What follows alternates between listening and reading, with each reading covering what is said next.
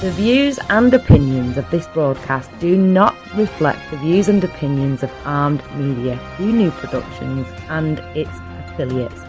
Enjoy the show.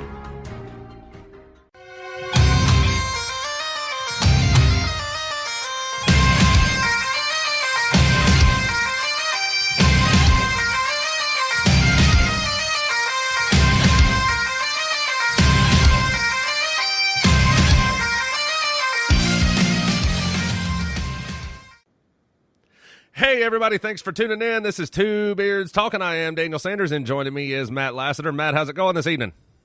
Oh, it's going well. You still scratching your balls with a chainsaw?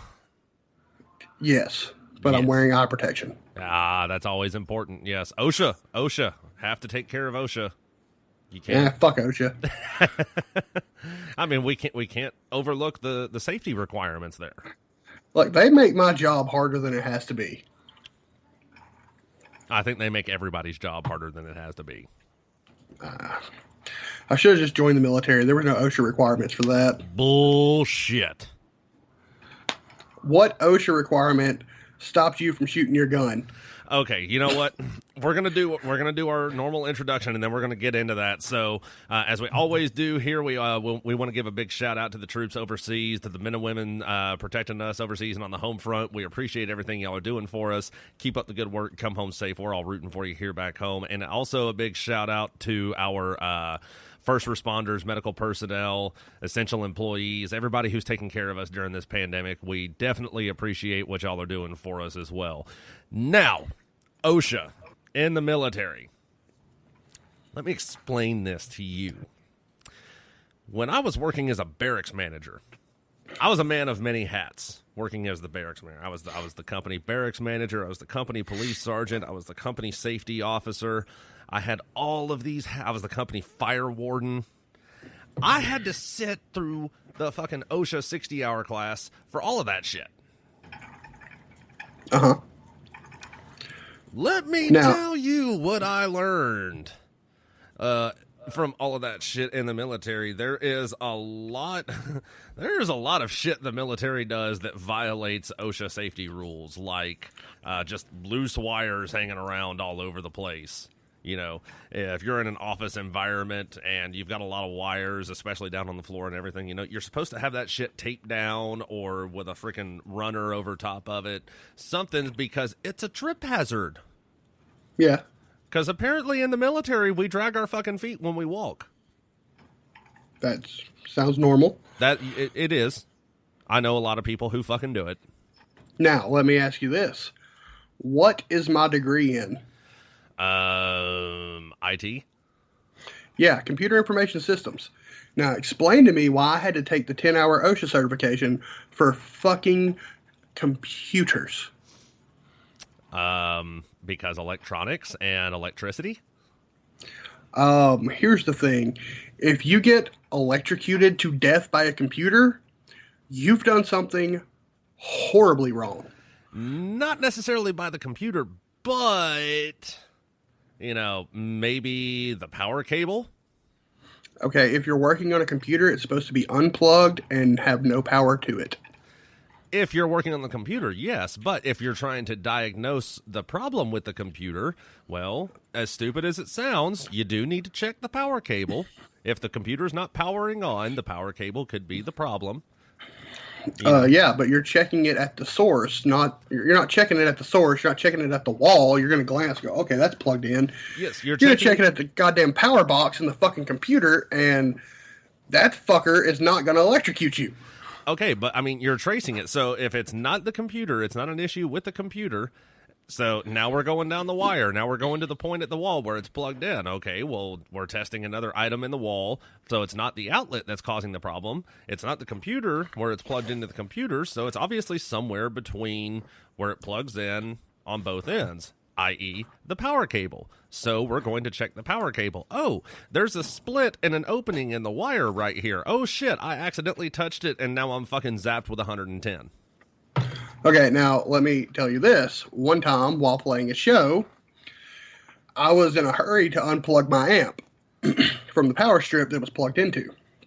Wasn't paying attention, didn't grab it right. pulled it from the power strip, and I touched one of the prongs. Yeah, I got a zap, but I'm still here talking to you. So, I'm just saying, shit happens. It's one of those crazy, like, Final Destination type kind of things. It would fucking have to be. Like, if you die from working on a computer, that shit was preordained by God. Like, he wanted you bad. Or it could have been an instance where Death was playing his, claw game and trying to reach for Betty White again and accidentally grabbed you. Which happens quite often. Betty White will never die. She was here when the world was invented. When the world ends, it's going to be Betty White, Keith Richards, and 3 cockroaches. It might not even be 3 cockroaches. It'll be 3 cockroaches. At least 3 cockroaches. So anyways, now that we can get off that tangent. Yeah. That was a rabbit trail right at the very start. Look at that shit. See, if we get it out of the way early, we don't have to do it later. Exactly. So, the first thing we're going to talk about, I was reading an article last night, and we're looking at the Ninth Circuit Court out of San Francisco.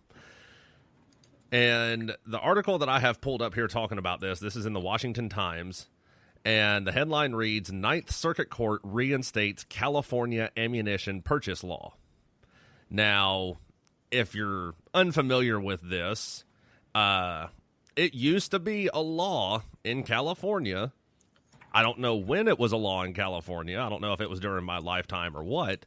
But there was apparently a law at one point in California requiring a background check for people buying ammunition. It says, an appeals court has reinstated a California law requiring background checks for people buying ammunition, reversing a federal judge's decision to stop the checks that he said violate the constitutional right to bear arms.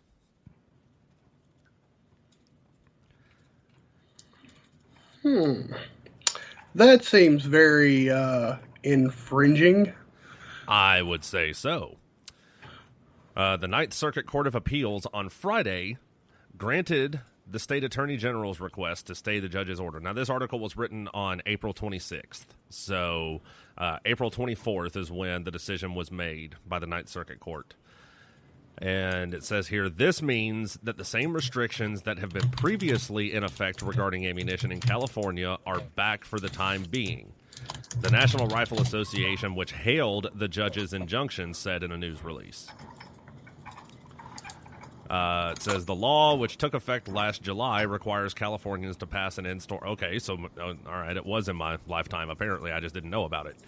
The law, which took effect last July, requires Californians to pass an in-store background check before buying ammunition, which involves running buyers' names through a California Department of Justice database that tracks legal purchases of guns. Gun rights activists complained the law's red tape and database errors unfairly limited legal purchases of ammunition. So let me get this straight. I have to go through a background check to buy the weapon. Right. And that comes back good. Here's your gun. Now I have to go through a separate background check to buy the ammo for said gun. Yeah, pretty much. California just out here making simple shit hard. I got it. California would be the officers in this scenario. Everyone else is enlisted, and they're going, why are you making simple shit hard? That is... If I just went through a background check for the fucking weapon, chances are I'm going to pass the background check for the ammo. Just give me the ammo. Yeah. I don't know if it's a separate form that you would have to fill out or if it's the same background check for a firearm. I don't know. I don't live in California, thank God. Nor will I ever.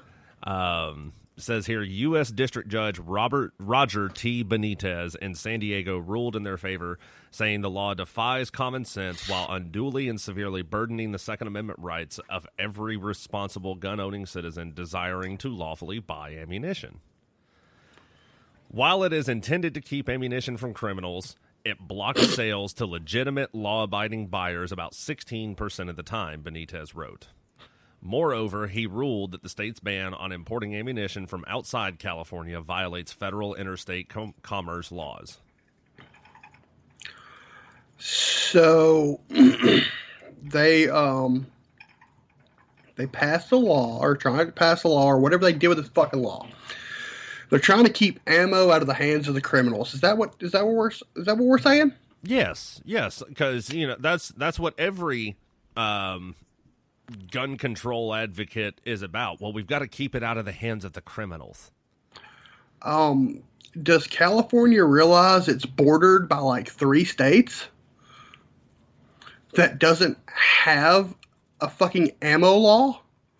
Which means if I'm a criminal and I just really can't get it in California, well, I'll drive up to Oregon or over to Nevada or New Mexico.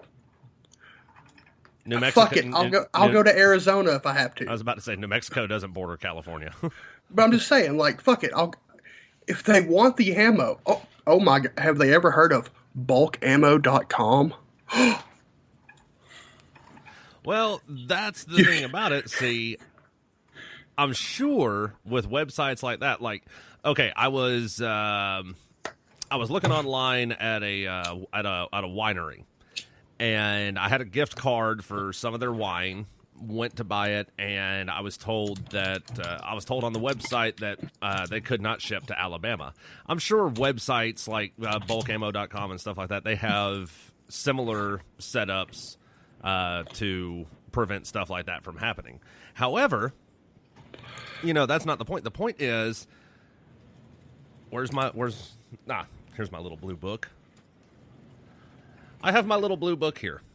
And in case you're wondering what my little blue book is, it's called The Constitution of the United States of America and the Declaration of Independence. Declaration we're not looking at. Right here on page 47 of my little blue book, it reads, Amendment 2. A well-regulated militia, being necessary to the security of a free state, the right of the people to keep and bear arms shall not be infringed. Yeah. And the key phrase in that little sentence, shall not be infringed.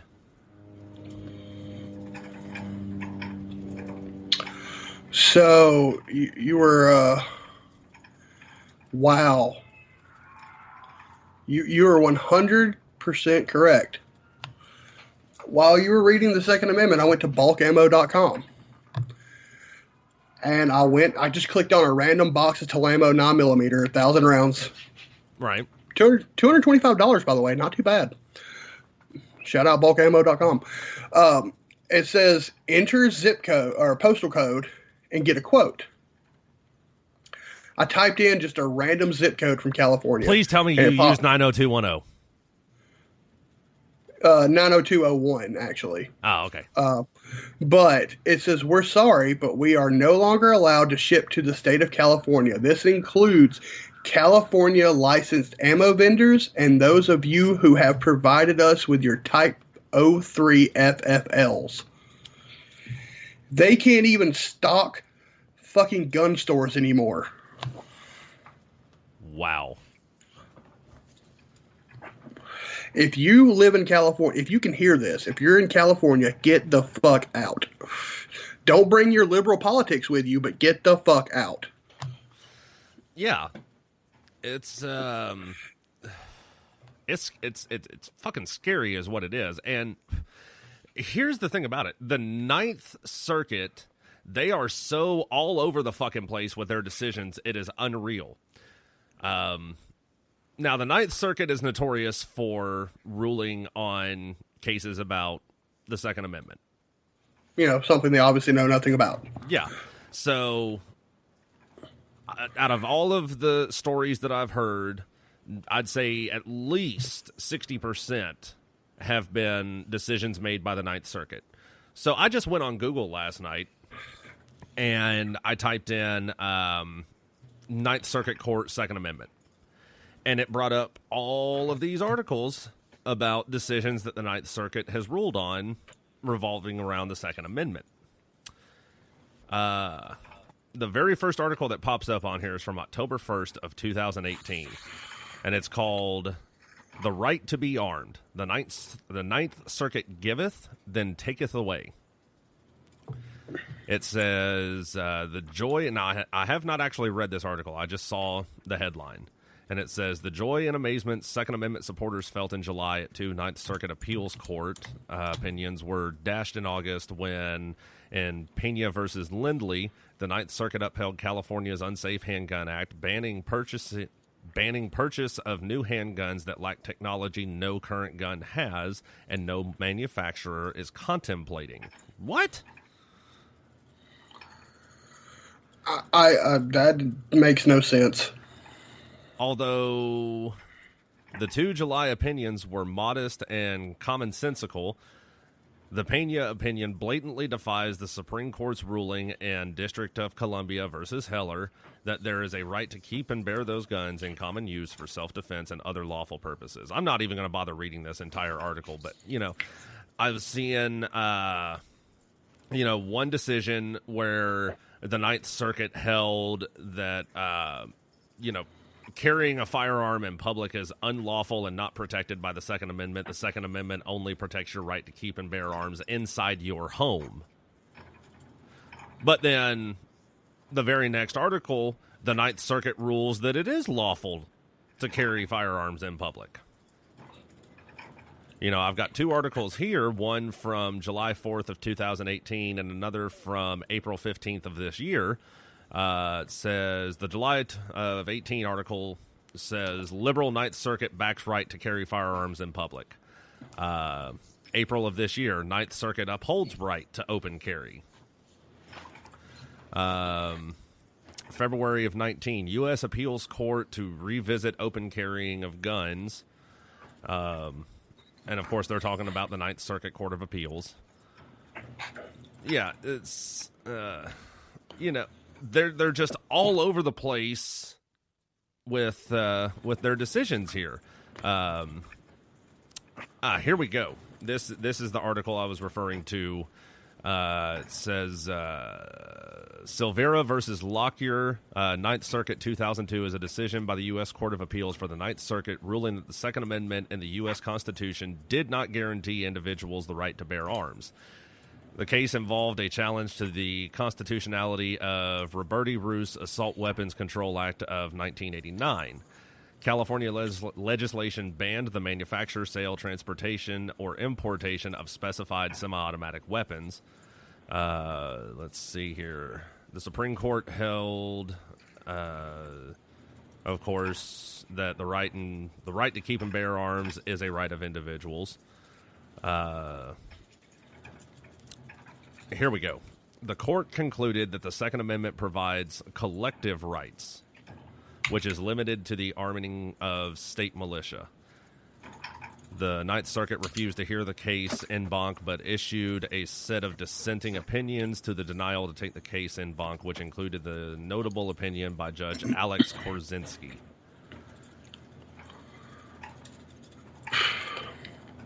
California is losing their fucking minds. I don't get how you can look at the Constitution and think, we can do better. Because that's essentially every law they're passing, past what's in the Constitution, is just us going, we can do better. Yeah.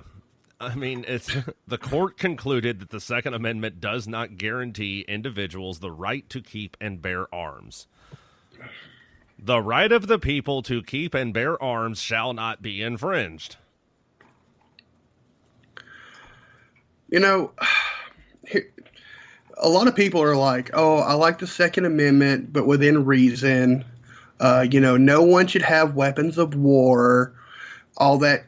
No, fuck that. If a dude wants to own an RPG, fucking let him. Well, I mean, here's the thing about it.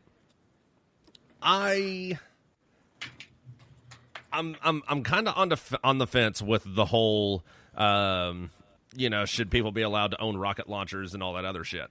I kind of like the setup that we have right now, where you have to have a specialized license after a strenuous background check to be able to own things like rocket launchers, grenade launchers, machine guns, stuff like that. To an extent. Because, yes, having that stuff, it does make it more difficult for people like criminals to obtain things like that.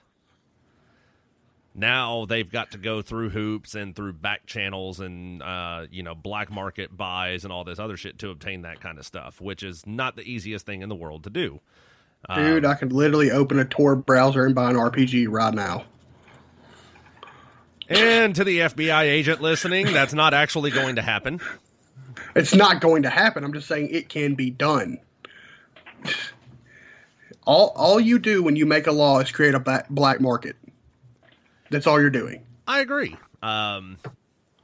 You and I have spoken on this topic many times. We're not getting into the whole, how you're looking for anarchy and all of this other stuff. Law and order, I agree with. But the thing about it is those laws do not stop criminals. That's why they're criminals. Last time I checked, I can't go into Walmart and buy a freaking kilo of Colombian Pure because it's illegal.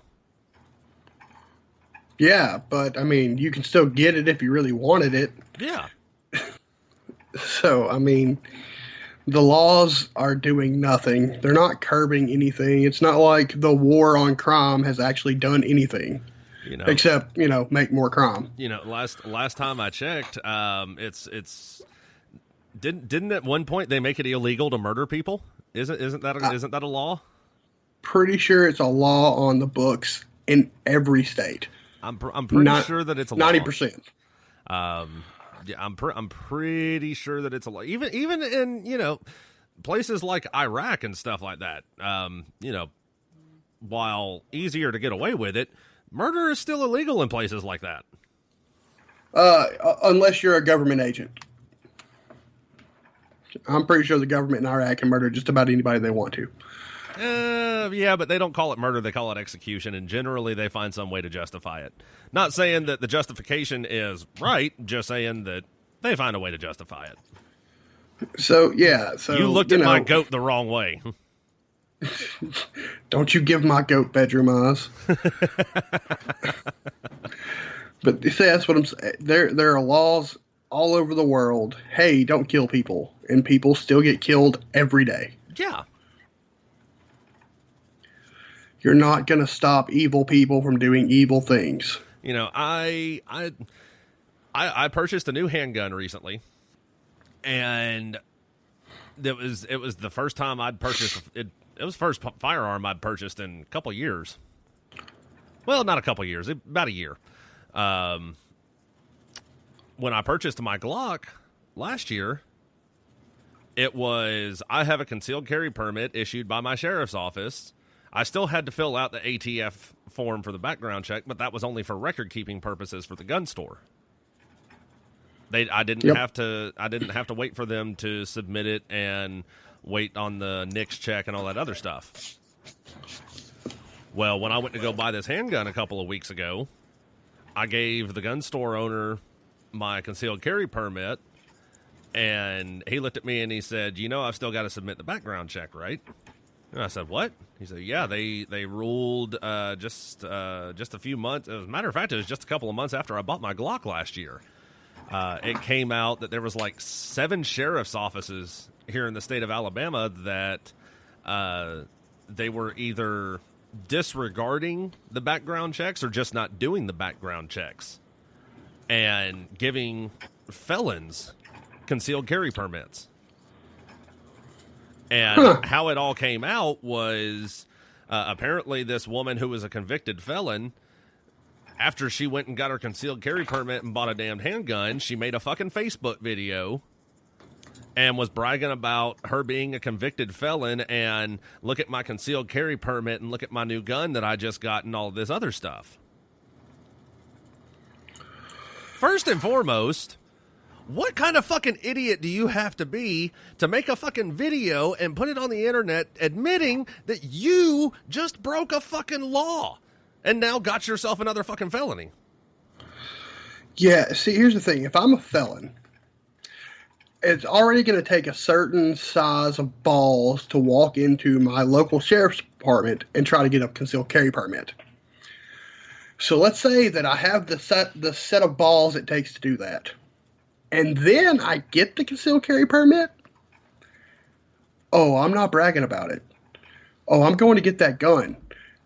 And that's just going to be my little secret. Yeah. This is why criminals are stupid.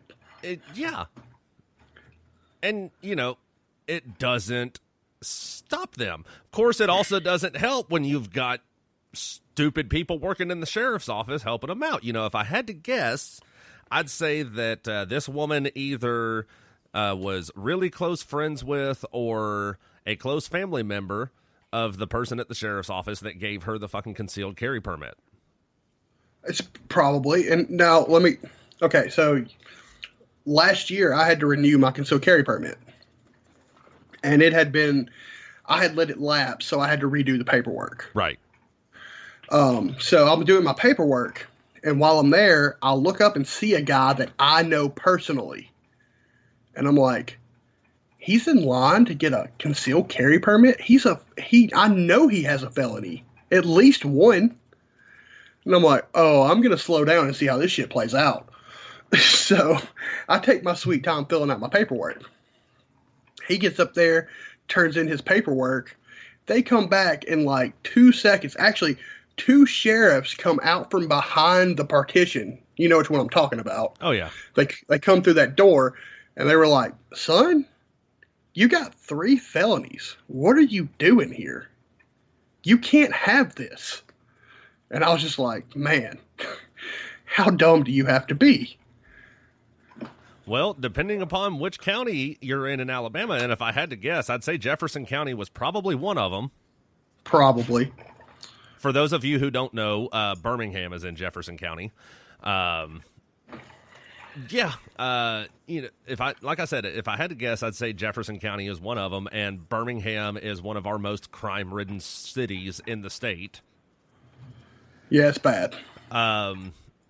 You know, unless you're, like I said, this had to be like, you know, I know this chick and I'm trying to get in her pants, so I'm going to hook her up, or you know, she's my cousin and I'm going to hook her up because what happened to her was bullshit and all of this other shit. Whether it was bullshit or not, she still got the fucking felony on her record, and, you know, thanks for fucking ruining it for those of us that actually follow the fucking laws. Yeah, it's... I don't know. I didn't figure the whole getting a gun in Alabama without a concealed carry and no background was going to last long. It lasted longer than I thought it would. But here's the thing, though. The Constitution, in and of itself, should be my concealed carry permit. I was born an American. Mm-hmm. I should be able to carry my weapon. Right. I was born an American. I should be able to buy my weapon. Right, and I agree. So there should be no, you have to buy this special little license that tells you that you can carry it, and here's where you can and can't carry it. No, fuck you. I'm an American. I should be able to carry that fucker anywhere I want. Again, I agree, but, you know, again, I'm on the fence about it, too, because, you know, it, again, makes it harder for criminals to go out and just, hey, I'm going to use this gun and fucking kill somebody. You know, so I'm on the fence about it. I mean, yes, I support the Second Amendment. Yes, I support the right to keep and bear arms. Yes, I believe it is every man's God-given right, and woman's, and ponies, and, you know, whatever you fucking identify as. But we also, you know, a lock only keeps an honest person honest. Plain and simple. So, yeah, there has to be something better. I'm not saying anarchy. I'm not saying, free for all, although a purge would be fucking nice. See, I don't know. Like a lot of the crimes that people lose their rights to carry guns over aren't even violent crimes. So I approach it from another aspect of it. If you rape somebody, yeah, you shouldn't have a gun. Yeah. If you killed somebody, you damn sure shouldn't have a gun.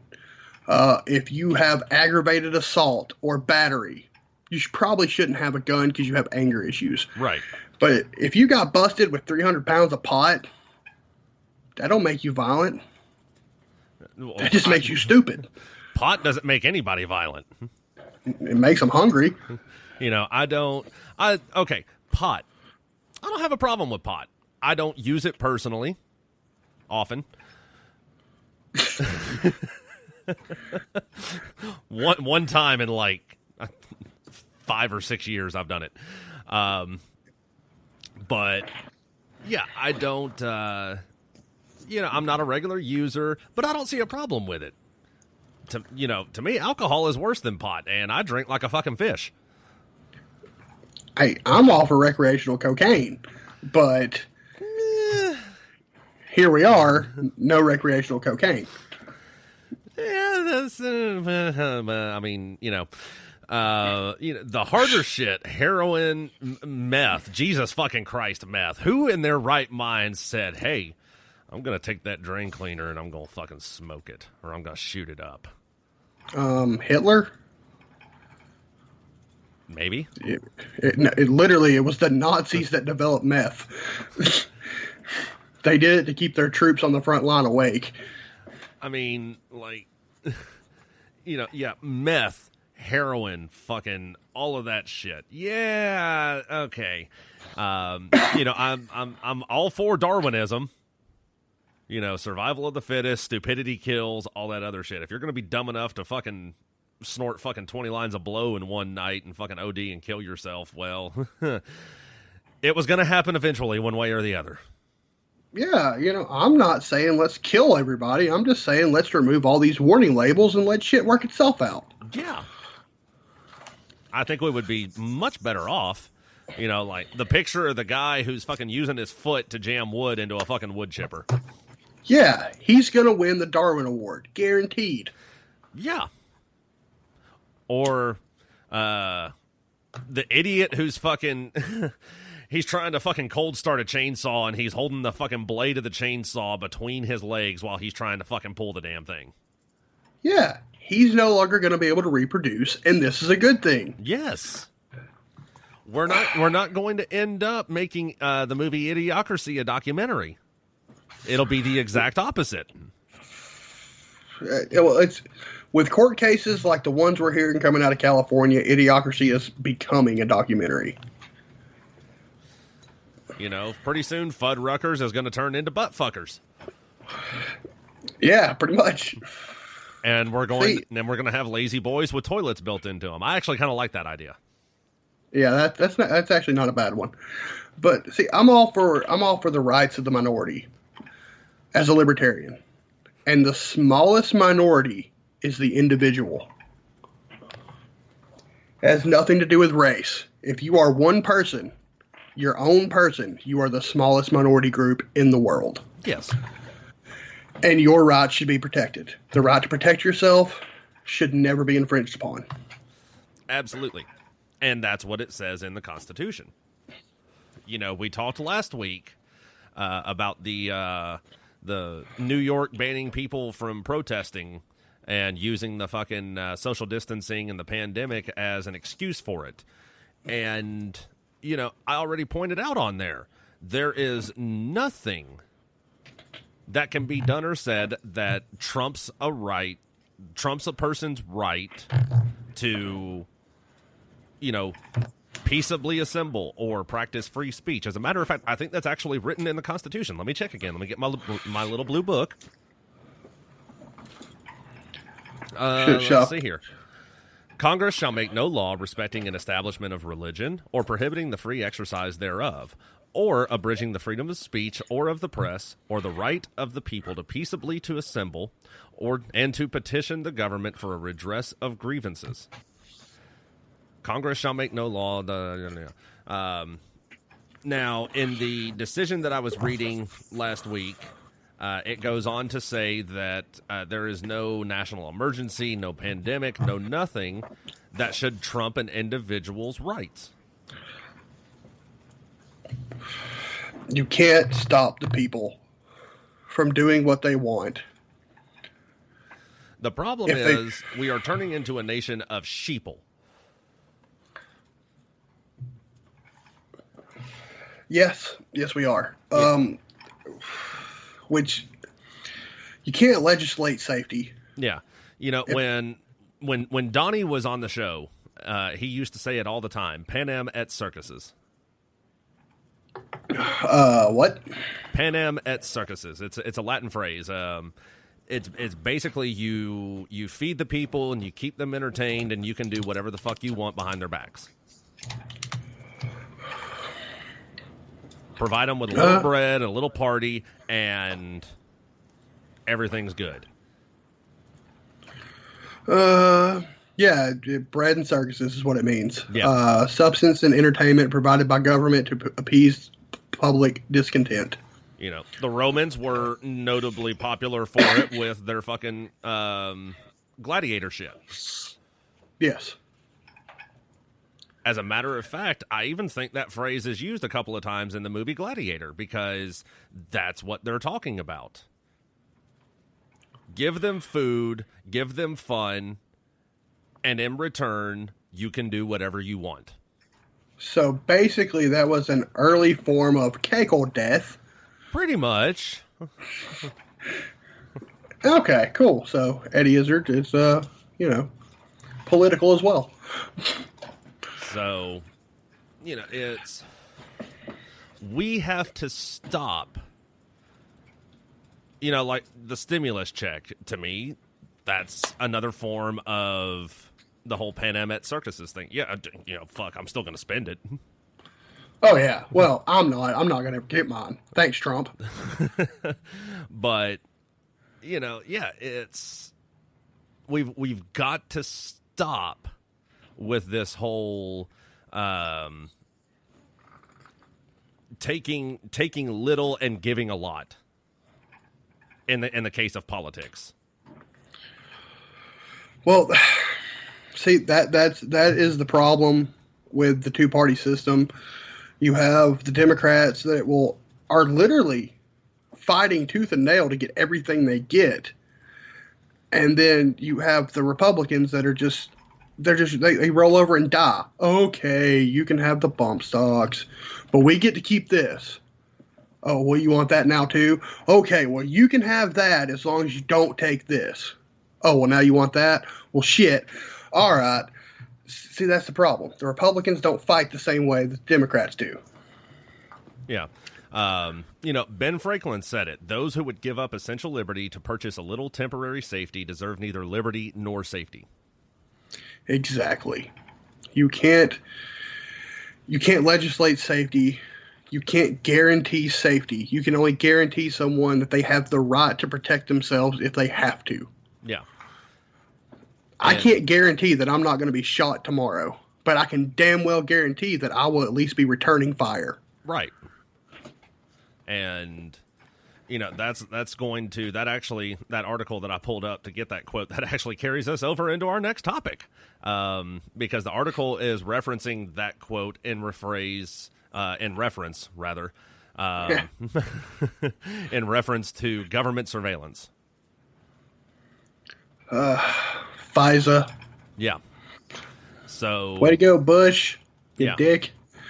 For those of you that don't follow the news and are unaware, the FISA, the Freedom, what was it? The Freedom of Information Securities, Foreign Intelligence Surveillance Act. I'm sorry. Yeah. Was initially signed in 1978.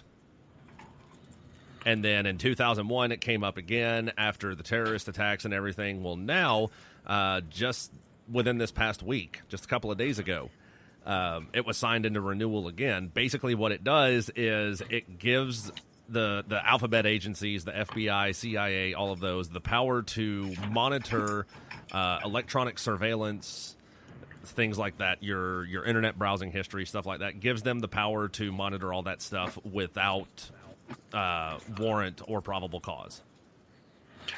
Which is terrifying. Yes. Because I'm just a regular guy. So what do I do on the internet? I look at guns, porn, ammo, porn. Yeah, everybody looks at fucking porn. Shut up. But have you watched that limited series on Netflix, Waco? I have not. It's really good. How long is it going to be before there's another Waco?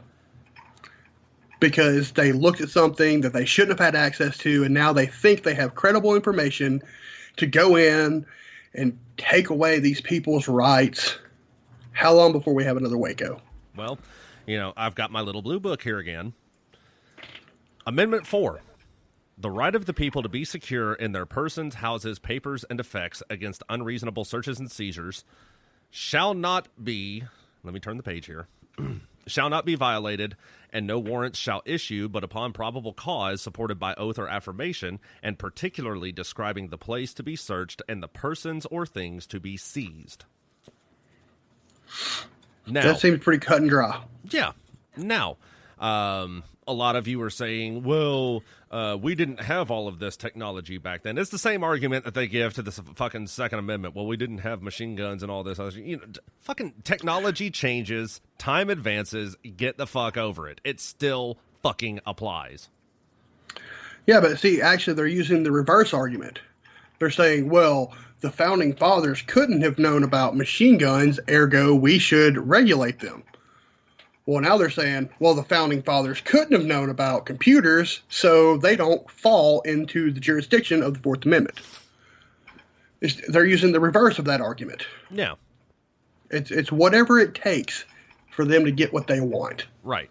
So I'm on the Cornell Law School website, their Legal Information Institute, and it's addressing electronic surveillance. The overview reads, electronic surveillance is defined in federal law as the non-consensual acquisition. I can't word today.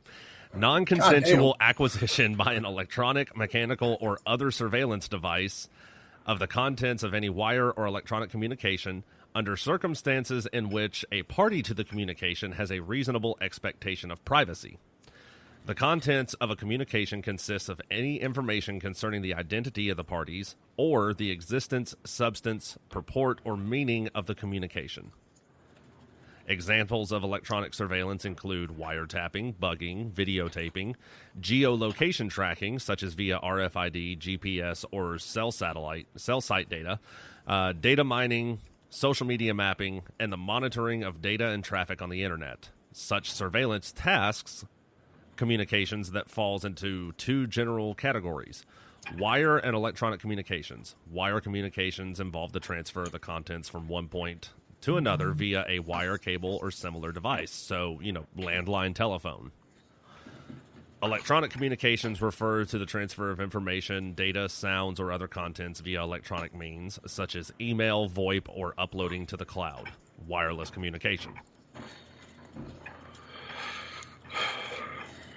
Now we've got a few landmark cases here. You still got those pulled up, don't you? Yeah. Let me check that.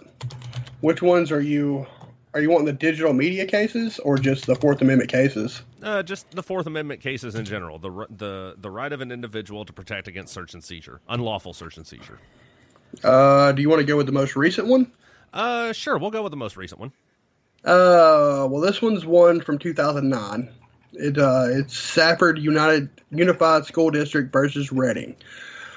Savannah Reading was a 13-year-old student. A male student reported that another girl, Marissa Glines, had given him a prescription strength ibuprofen pill. Oh, goodness. A search of Marissa's day planner and pockets revealed more of the pills and some weapons. Marissa then reported the day planner belonged to Savannah, and that Savannah had given the pills to her. Savannah was then searched, a search which included not only her backpack, but her pockets and also inside her undergarments. She sued the school district for violating her rights. The courts determined that the strip search by school officials in this case was not legal. It was unreasonable considering the nature of the offense and the facts of the case. Here's the thing. She shouldn't have been searched at all. Without warrant or, well, there has to be probable cause. Well, probable cause shouldn't be someone saying, hey, that belonged to her. That's not probable cause. Prove that belonged to me. Well, no, that's not what I'm saying. There has to be probable cause in order to obtain a warrant. There's not supposed to be any form of search or seizure without a warrant, and you cannot obtain a warrant without probable cause. With the exception of, and this is on the Cornell Law School's website, warrant requirements. Because electronic surveillance is a search under the Fourth Amendment, it is subject to the same warrant requirements as other searches. To obtain a warrant, the government must show probable cause to believe a search is justified, describe in particularity the conversation to be intercepted, and provide a specific time of the surveillance, among other requirements. As with other searches and seizures, exigent circumstances may serve as grounds for the government to forego obtaining a warrant. If a situation threatens a person's life or the national security, or a conspiracy suggests the existence of organized crime, then the government may proceed without a warrant. Now, in this particular case, I don't think there was any reasonable cause to believe that somebody's life was in danger or threatened national security. So, in other words, they had to have probable cause. And then they had to take that probable cause to a judge and present it in order to obtain the warrant. And neither existed in this case. That's the problem. Most of this stuff is written intentionally vague. So they can go, oh, well, just because we didn't say that we couldn't do that doesn't mean we can't do that. That is the issue with... Laws were supposed to be written so that even the most common of men could understand them. But at a certain point in time, and I don't know when that switch was, throwing in all this legal jargon that no one can understand. Even lawyers have to go, wait a minute, did I read that right? Let me see what that said again. It even trips up lawyers. And it was never supposed to be that way. If you look at the Second Amendment or any of the Bill of Rights, it is written in such a way that even the most common of men can understand what it's saying. Yeah, there were no loopholes or anything like that. It was cut and dried, just plain and simple wording, like shall not be infringed. And it does not get any more simple than that. I mean, sure, the most common of men might have to look up the meaning of the word infringed. But I'm sure if you use your context clues, you can figure it out. So that's the issue I take with the laws that they're writing. They make it impossible to know what the hell they mean. And in cases like this one, for a 13-year-old was strip searched, in what fucking universe is strip searching a 13-year-old going to be justified?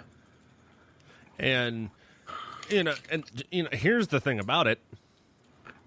Then people, will try to make the argument, oh, well, then, the TSA, strip searching people at airports and stuff like that on random calls. Well, that's not, that's not legal under the Fourth Amendment. Well, first and foremost, there's nothing that says you have to take a fucking airplane. Yeah. Even if you're flying out of the country. You can take a boat. Yeah, you can take a boat. I'm sure there's a bunch of people that were on the Titanic that would disagree with how safe that is. But you can do it. Yeah, you can do it. But, first and foremost, flying is not a requirement. Especially if you're staying fucking CONUS. If you're staying within the borders of the country, flying is not a requirement to get from point A to point B. And it's not even enjoyable. Yeah, it used to be. I've been on several flights, and it was just cramped bullshit. Yeah. Used to be nice. So we are allowing fear to dictate how we interact with one another. We are sacrificing liberty for safety. And here's the thing. It's only the illusion of safety. Exactly. They're not actually making you any safer. You just feel like you're safer. But you're really not. Any of the number of bad things that could have happened before any of these laws were passed can still happen. Yeah. And about the only thing that they've made it difficult, but they've made at the same time they have made air travel a little bit safer in regards to terrorists taking over a plane. Actually, no, they did a study. They've proven that none of the TSA measures would have stopped 9/11. They proved it. They're saying, hey, all this stuff you're doing wouldn't have stopped any terrorist. That's because before all of those measures, you could freaking bring a box cutter on a plane or whatever. All you had to do is just keep it in your damn pocket. So, they would have had to freaking go through it a little bit more in depth, but they still could have gotten some form of a weapon on the plane that could be used to take over the damn plane. I literally own a plastic knife that would go through any metal detector. And I can do damage with that plastic knife if I have to. Again, to the FBI agents listening in, it's not actually going to happen. And I'm not saying it's going to. That's what I'm saying, though. People, for every law you create, someone will find a workaround. Yes. You put metal detectors in there, they'll find plastic knobs. Yeah. You say they can't carry this weapon, well, they'll find a different weapon that's not listed. Yeah. If a person is hell-bent on killing somebody, taking over an airplane, shooting up a school, causing, mass destruction to large groups of people, they will find a way to do it. You can't legislate safety. I've said it 100 times, and you cannot legislate the evil out of people. Exactly. If they're going to be evil, they're going to be evil. Yes. We don't have a gun problem. We have a people problem. Mm-hmm. I have a people problem. It's called too many fucking stupid people. Yes, that is a big problem. I'm not going to go on a fucking shooting rampage or a stabbing rampage or plant a fucking bomb or drive my car into a fucking crowd of people. I just fucking don't associate with stupid people. Well, I try not to, but I'm surrounded by them. Yeah, it's hard to do, but it can be done. Yeah, you'll never get the average. Actually, I take that back. The average citizen, I do believe, knows that by and large these laws don't work. It's that real vocal minority that just keeps screeching and screaming until they get their way. It's like a toddler throwing a fucking tantrum. They just screech and scream till they get their way. And them getting their way is eroding our rights. I agree. I'll never understand why people are just okay with saying, oh, well, okay, I guess I don't need the right to defend myself, or okay, I guess I shouldn't be able to look up German Scheisse porn in my own time.